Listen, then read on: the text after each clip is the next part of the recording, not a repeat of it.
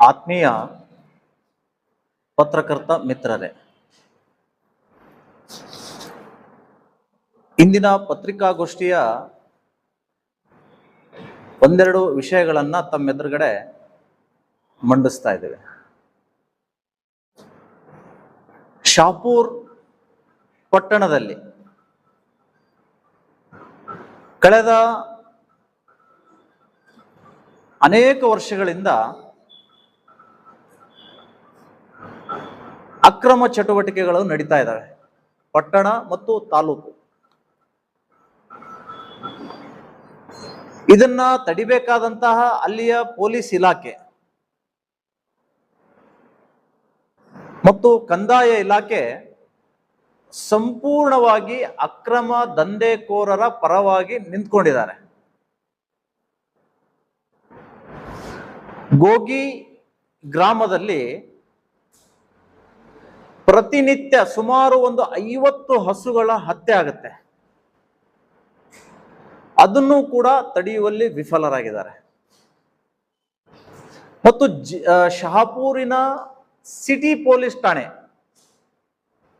ಅದರ ಅಣತಿ ದೂರಿನಲ್ಲಿಯೇ ಅಸಾರ್ ಅನ್ನುವಂತಹ ಗಲ್ಲಿ ಅಲ್ಲಿಯ ಆಕಳಗಳ ಮತ್ತು ಆಕಳ ವಂಶಗಳ ನರಮೇಧ ಆಗ್ತಾ ಇದೆ. ಮತ್ತು ಆ ಸ್ಟೇಷನ್ ಪಕ್ಕಕ್ಕೇನೆ ಒಂದು ಮಾರಾಟ ಮಳಿಗೆ. ಹಲವಾರು ಬಾರಿ ಹಿಂದೂ ಮುಖಂಡರು ಆ ಠಾಣೆಯ PI ಸಾಹೇಬಗೌಡ ಪಾಟೀಲ್ ಅನ್ನುವವರಿಗೆ ದೂರು ನೀಡಿದ್ರೂ ಕೂಡ ಯಾವುದೇ ಕ್ರಮ ಇಲ್ಲಿವರೆಗೆ ಜರುಗಿಸಿಲ್ಲ.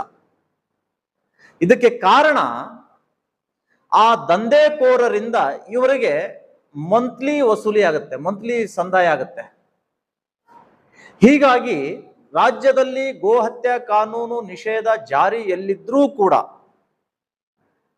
ಅದನ್ನ ಸಂಪೂರ್ಣವಾಗಿ ಗಾಳಿಗೆ ತೂರಿ ಇವತ್ತು ಅಲ್ಲಿ ಗೋಹತ್ಯೆಯನ್ನ ಮಾಡಲಿಕ್ಕೆ ಅಲ್ಲಿಯ PI ಸಾಹೇಬಗೌಡ ಪಾಟೀಲ್ ಅವರು ನೇತೃತ್ವ ವಹಿಸಿದ್ದಾರೆ. ಹೋದಂತಹ ಕಾರ್ಯಕರ್ತರಿಗೆ ಕೇಸ್ ಹಾಕ್ತೀನಿ ಅನ್ನುವಂಥ ಬೆದರಿಕೆ, ಅದರ ಜೊತೆಗೆ ಹಿಂದೂ ಹೋರಾಟಗಾರರಿಗೆ ನೋಟಿಸ್ ಮತ್ತು ಹಿಂದೂ ಹೋರಾಟಗಾರರ ಮೆರವಣಿಗೆಗಳು ನಡೆದ್ರೆ ಅವ್ರ DJಗಳನ್ನ ಸೀಸ್ ಮಾಡೋದು, ಭಾಷಣ ಮಾಡಿ ಹೋದಂತವರ ಮೇಲೆ ಕೇಸ್ಗಳು ಹಾಕುವುದು. ನಾನು ಅಲ್ಲಿಯ CPI ಸಾಹೇಬಗೌಡ ಪಾಟೀಲ್ರಿಗೆ ಕೇಳಲಿಕ್ಕೆ ಬಯಸ್ತಾ ಇದ್ದೀನಿ, ಹಿಂದೂಗಳು DJ ಹಚ್ಕೊಂಡು ಹೋದ್ರೆ ನಿಮಗೆ ಪರಿಸರ ಮಾಲಿನ್ಯಕ್ಕೆ ತೊಂದರೆ ಆಗುತ್ತೆ, ಶಬ್ದ ಮಾಲಿನ್ಯ ಆಗುತ್ತೆ ಅಂತ ಹೇಳಿ DJ ಸೀಸ್ ಮಾಡಿದಿರಿ. ಪ್ರತಿನಿತ್ಯ ಶಾಪೂರು ಪಟ್ಟಣದಲ್ಲಿ 10 ಮಸೀದಿಗಳಿಂದ ಹೊರಸೂಸುವಂತಹ ಆಜಾನ್ನ ಧ್ವನಿವರ್ಧಕಗಳಿಂದ ಶಬ್ದ ಮಾಲಿನ್ಯ ಆಗ್ತಾ ಇದೆ. ಅದನ್ನ ಸೀಸ್ ಮಾಡುವಂತ ತಾಕತ್ತು ನೀವು ತೋರಿಸ್ತೀರಾ? ಇವರ ಟಾರ್ಗೆಟೇ ಹಿಂದೂ ಸಮಾಜದ ಮುಖಂಡರು ಮತ್ತು ಹಿಂದೂ ಸಮಾಜದ ಮೆರವಣಿಗೆಗಳು. ಹೀಗಾಗಿ ಹಿಂದೂಗಳನ್ನ ಹತ್ತಿಕ್ಕುವಂತಹ ಕೆಲಸ ಈ ಸಾಹೇಬಗೌಡ ಪಾಟೀಲ್ CPI ಅವರು ಕಳೆದ 3 ವರ್ಷದಿಂದ ನಿರಂತರವಾಗಿ ಅಲ್ಲಿ ಕೆಲಸ ಮಾಡ್ತಾ ಇದ್ದಾರೆ. ನಿಮಗೆ ಒಂದು ಮಾಹಿತಿಯನ್ನ ಕೊಡ್ತೀನಿ. ಪೊಲೀಸ್ ಮ್ಯಾನುವಲ್ ಪ್ರಕಾರ ಠಾಣೆಯ ಸರ್ಕಲ್ ಇನ್ಸ್ಪೆಕ್ಟರ್ ವರ್ಗಾವಣೆಯ ಒಂದು ನಿಯಮ ಇದೆ. ಆ ವ್ಯಕ್ತಿ 2 ವರ್ಷಗಳ ಕಾಲ ಅಲ್ಲಿ ಕೆಲಸ ಮಾಡಿದರೆ ಆತನನ್ನ ಅಲ್ಲಿಂದ ವರ್ಗಾವಣೆ ಮಾಡಬೇಕು. ಆದ್ರೆ ಈ ಪುಣ್ಯಾತ್ಮ ಬಂದು 3 ವರ್ಷದಿಂದ ಒಂದೇ ಠಾಣೆಯಲ್ಲಿ ಠಿಕಾಣಿ ಹೂಡಿದ್ದಾರೆ.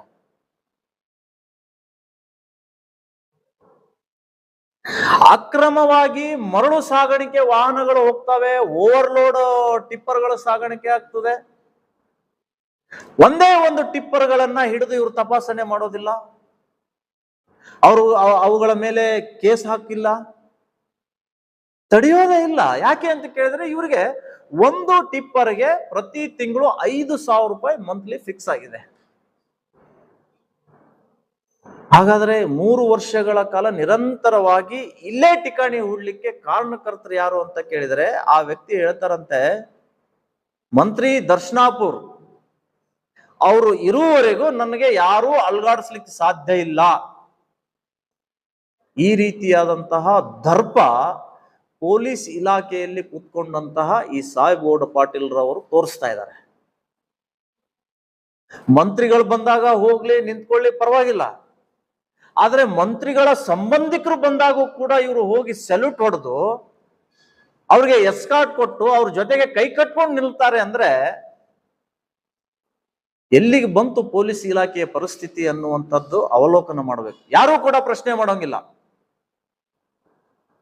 ಪ್ರಶ್ನೆ ಮಾಡಿದ್ರೆ ಅವ್ರ ಮೇಲೆ ಕೇಸ್ ಹಾಕೋದು, ಒಳಗಡೆ ತಳ್ಳುವಂತ ಕೆಲಸ ಮಾಡ್ತಾರೆ. ಇದೇ 2 ವರ್ಷಗಳ ಹಿಂದೆ ಬಹಳ ದೊಡ್ಡ ಪ್ರಮಾಣದಲ್ಲಿ ಅಕ್ಕಿ ಕಳ್ಳತನ ಆಯ್ತು. ಗೋಡನ್ನಿಂದಲೇ ಅಕ್ಕಿ ನಾಪತ್ತೆ ಆಯ್ತು.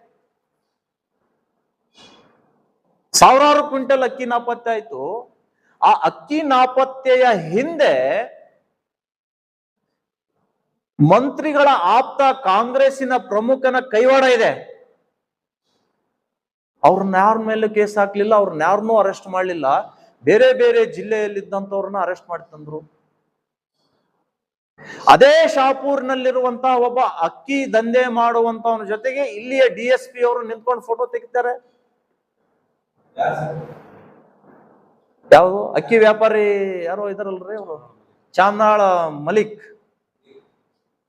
ಮಲ್ಲಿಕರ ಜೊತೆ DSPಗಳು, CPIಗಳು ಇವರೆಲ್ಲರೂ ನಿಂತ್ಕೊಂಡು ಫೋಟೋ ತೆಗೆದುಕೊಳ್ತಾರೆ. ಅವ್ರನ್ನ ಯಾರು ಕೂಡ ಈ ಕೇಸ್ನಲ್ಲಿ ಹಾಕೋದಿಲ್ಲ. ದೂರದ ಜಿಲ್ಲೆಯಿಂದ ತಂದ್ಬಿಟ್ಟು ಅವ್ರನ್ನ ಜೈಲಿಗೆ ಹಾಕ್ತಾರೆ. ಮೂರನೇದ್ದು ಅಕ್ರಮ ಮೈನಿಂಗ್. ವಿಭೂತಿ ಹಳ್ಳಿಯಲ್ಲಿ ಸರ್ಕಾರಿ ಜಮೀನುಗಳಲ್ಲಿ ಕೋಟ್ಯಾಂತರ ರೂಪಾಯಿ ಮೌಲ್ಯದ ಮುರುಮ್ ಸಾಗಾಣಿಕೆ ಮಾಡಲಾಗಿದೆ. ಅದು ಕೂಡ ಇಲ್ಲಿಯ CPIಗೆ ನಾವು ದೂರನ್ನ ಕೊಟ್ವಿ, ಮೈನ್ಸ್ ಆಫೀಸರ್ಗೆ ದೂರನ್ನ ಕೊಟ್ವಿ. Don't care. ಆ ಮೈನ್ಸ್ ಆಫೀಸರ್ ಇಷ್ಟು ಅಸಹಾಯಕತೆ ತೋಡ್ಕೊಳ್ತಾನಂತೆ. ಸರ್, ನಾವೇನಾದ್ರೂ ಅಲ್ಲಿ ಇನ್ಸ್ಪೆಕ್ಷನ್ಗೆ ಹೋದ್ರೆ ಕಾಂಗ್ರೆಸ್ಸಿನ ನಾಯಕರು ಫೋನ್ ಮಾಡಿ ನೀನ್ ಇರ್ಬೇಕಂತೀಯೋ ಅಥವಾ ಜಾಗ ಖಾಲಿ ಮಾಡ್ಬೇಕಂತೀಯೋ, ಮತ್ತು ಅವ್ರ ಜೊತೆಗಿರುವಂತಹ ಮೈನ್ಸ್ ದಂಧೆ ನಡೆಸುವಂತವರು ಕೂಡ ನಮ್ಮನ್ನ ಕೊಲೆ ಮಾಡುವ ಬೆದರಿಕೆ ಹಾಕ್ತಾರೆ. ಇದು ರಿಪಬ್ಲಿಕ್ ಆಫ್ ಬಳ್ಳಾರಿ ಹೇಗಿತ್ತೋ ಹಾಗೆ ರಿಪಬ್ಲಿಕ್ ಆಫ್ ಶಾಪುರ್ ಆಗಿಬಿಟ್ಟಿದೆ. ಇಲ್ಲಿ ದರೋಡೆಕೋರರಿಗೆ ಮೊದಲನೇ ಆದ್ಯತೆ ಇದೆ ಅನ್ನುವಂತಹ ಅಸಹಾಯಕತೆಯನ್ನ ಅವ್ರು ತೋರಿಸ್ತಾರೆ. ಮೈನ್ಸ್ ಡೈರೆಕ್ಟರ್ ಬಳ್ಳಾರಿಯವರು, ಬೆಂಗಳೂರು ಮತ್ತು ಬಳ್ಳಾರಿಯವರು ಇಲ್ಲಿ DC ಪತ್ರ ಬರೆದಿದ್ದಾರೆ. ಹೋಗಿ ಇನ್ಸ್ಪೆಕ್ಷನ್ ಮಾಡಿಬಿಟ್ಟು ವರದಿ ಕೊಡಿ ಅಂತ. 6 ತಿಂಗಳಾಯ್ತು. ಈ ಮೈನ್ಸ್ ಆಫೀಸರ್ ಪತ್ರ ಡಸ್ಟ್ಬಿನ್ ಬಿದ್ದಿದೆ. ಇರೋಕೆ 3 ತಾಲೂಕುಗಳು, 3 ತಾಲೂಕಿನಲ್ಲಿ ಅಕ್ರಮ ದಂಧೆಗಳ ಅಟ್ಟಹಾಸ ಮಿತಿ ಮೀರಿದೆ. ಇದಕ್ಕೆ ಕಾರಣ ಯಾರು ಅಂತ ಕೇಳಿದರೆ ಇಲ್ಲಿಯ ಪೊಲೀಸ್ ಅಧಿಕಾರಿಗಳು, ಇಲ್ಲಿಯ ಜಿಲ್ಲಾಧಿಕಾರಿಗಳು. ಇವ್ರು 100 ತಪ್ಪು ಮಾಡಿದರು ಅವರನ್ನ 3 ವರ್ಷ ಒಂದೇ ಠಾಣೆಯಲ್ಲಿ ಬೂಟಾ ಜಡದು ಕೂರಿಸಲಿಕ್ಕೆ ಸಹಾಯ ಮಾಡಿದಂತಹ ಇಲ್ಲಿಯ ಉಸ್ತುವಾರಿ ಮಂತ್ರಿಗಳು. ಹೀಗಾಗಿ ನಾವು ಇವತ್ತು ಭ್ರಷ್ಟ ಅಧಿಕಾರಿಯ ವಿರುದ್ಧ